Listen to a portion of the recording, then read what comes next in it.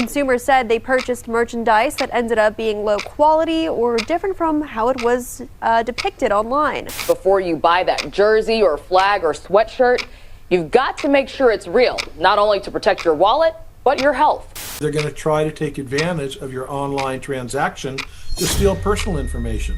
You think you're funding a championship, but you're actually funding a dividend. That is the brutal reality of the modern sports merchandise economy, a sector that has ballooned into a $41 billion global industry, not by innovating for the athlete, but by extracting value from the fan. When you tap your card for that new jersey, there is a massive disconnect between the emotional investment you are making and the cold financial machinery you are feeding. We need to investigate why official gear now features plummeting quality despite skyrocketing prices. We aren't just talking about inflation, we are talking about a systemic implementation of 40 to 50% markups on low-grade textiles. The core lie here is simple. Consumers believe they are paying for high-performance athletic wear. In reality, you are feeding a complex system of margin stacking and licensing arbitrage designed to transfer wealth from your bank account to shareholder portfolios. Over the next 10 minutes, we are going to tear down the unit economics,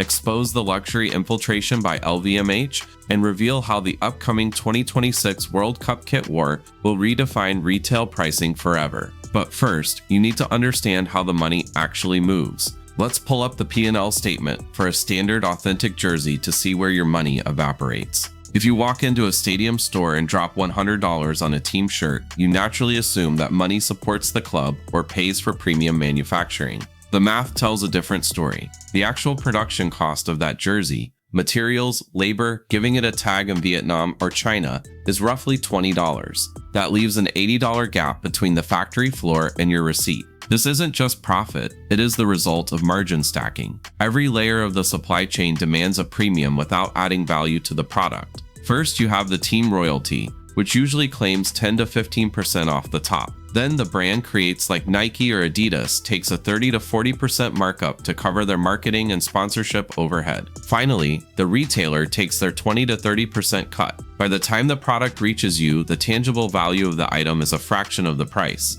This financial structure is the primary driver of the current quality crisis. When you have to protect gross margins of 40 to 60% to satisfy Wall Street, but you can't raise prices infinitely, the only lever left to pull is slashing production costs. This is where the Fanatics case study becomes critical. By monopolizing licensing rights across major US leagues, they effectively remove the competitive incentive to improve material quality. If they are the only game in town, they don't need to impress you, they just need to supply you. We see the results in whistleblower-style complaints flooding fan forums. We are seeing reports of premium tier products featuring transparent fabrics that rip after one wash, heat-pressed numbers that peel off within weeks, and cheap dyes that cause skin irritation. This degradation isn't an accident. It is a feature of a monopoly model optimizing for efficiency over excellence. To hide this quality drop, brands have mastered artificial segmentation. They create a replica tier versus an authentic tier. This is a psychological trick. They take the standard polyester blend that used to be the baseline, label it replica, and sell it at a premium. Then they introduce an authentic version with slightly better ventilation, slap a 30% higher price point on it, and market it as the pro choice. You aren't paying for better gear, you are paying for the illusion of status. This baseline of low quality and high margins sets the stage for the next level of the scam, the injection of luxury branding to justify prices that defy all logic. This baseline of low quality sets the stage for the next level of the scam, the injection of luxury branding to justify prices that defy all logic. We are pivoting now to the high-end sector, where sports merchandise ceases to be about utility and transforms into a speculative asset class. The anchor for this shift is the aggressive infiltration by luxury conglomerates, most notably LVMH's $160 million sponsorship of the Paris Olympics. This deal was not a donation to the spirit of competition,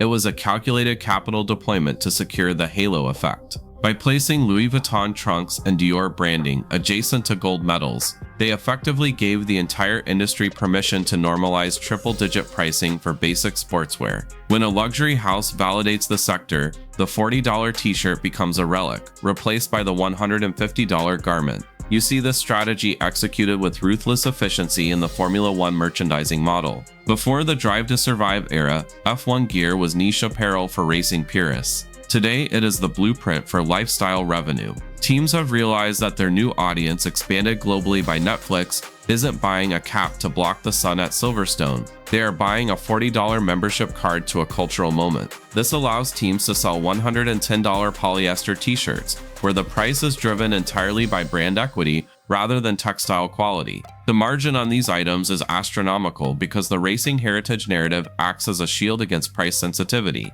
However, high prices alone don't sustain hype. You need the psychology of artificial scarcity. This is the economic engine behind the modern sneaker market and the collaboration economy. Look at Nike's strategy with limited drops, specifically the Travis Scott collaborations. The operational goal here isn't to sell 1 million pairs of shoes. It is to sell 50,000 pairs instantly while leaving 500,000 consumers desperate. By intentionally restricting supply, brands create a frenzy that justifies premiums of 20 to 30% over standard retail. It is a manipulation of supply and demand, where the sold-out sign is more valuable to the brand's long-term equity than the revenue from the sale itself. This has forced a fundamental shift in how athletes are utilized, leading to what we call the supermodel pivot. Athletes are no longer marketed primarily as competitors. They are positioned as fashion influencers first. The value proposition has shifted from performance utility, how fast can this shoe make you run, to social status, who will envy you for wearing this.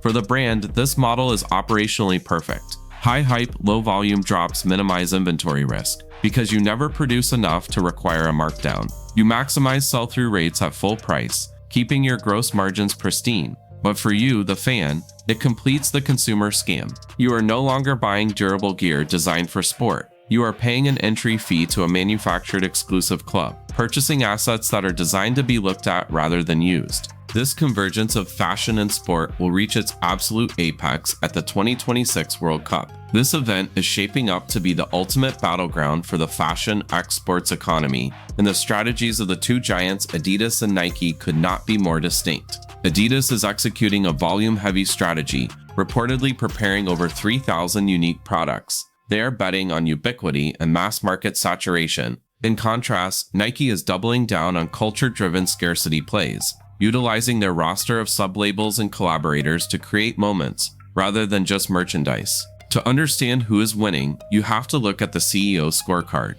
If you are an investor analyzing these companies, you aren't looking at the jersey on the pitch. You are looking at the gross margins across categories. This is where the real money hides. Apparel typically runs a gross margin of 45 to 55%. It's healthy, but it's not the winner. Footwear sits slightly higher at 50 to 60%, but the silent killer in this industry is accessories, hats, socks, and bags, which often command gross margins north of 60%. These are low-cost, high-turnover items that quietly subsidize the expensive marketing campaigns you see on television. The critical metric that will decide the winner of the 2026 kit war is the sell-through rate. In the boardroom, selling 1 million jerseys means nothing if 300,000 of them are sold at a discount store 3 months later. A 70% sell-through rate at manufacturer's suggested retail price is infinitely more valuable to investors than higher total volume moved at a discount. This is why Nike's innovation-led strategy with the Jordan franchise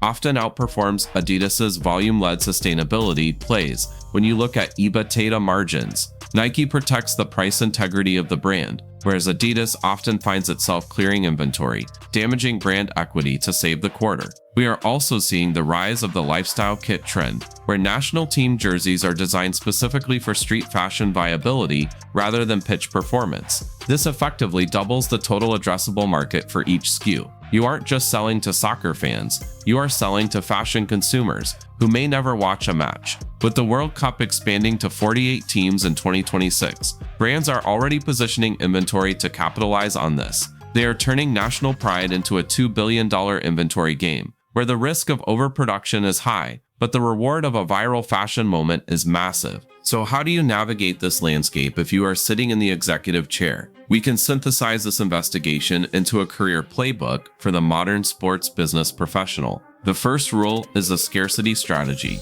You must resist the urge to meet demand. Intentionally capping production at 1,000 units for high heat items guarantees a 100% sell-through rate, and more importantly, generates the secondary market buzz that serves as free marketing for your mass market lines. Next, you need to understand your negotiation levers. When structuring licensing deals, use granular fan data to demand 15 to 20% higher royalty rates from manufacturing partners. You are not just selling them a logo, you are selling them a qualified audience. Finally, the most critical move is the direct-to-consumer pivot. You have to bypass the retailer cut. By selling directly to the fan, you recapture that 20 to 30% margin that usually goes to the middleman. This allows you to control the quality narrative and the customer relationship. The reality is that the most successful sports brands of the future will not operate like equipment manufacturers. They will operate like European fashion houses, prioritizing brand equity, exclusivity, and margin protection over mass market accessibility.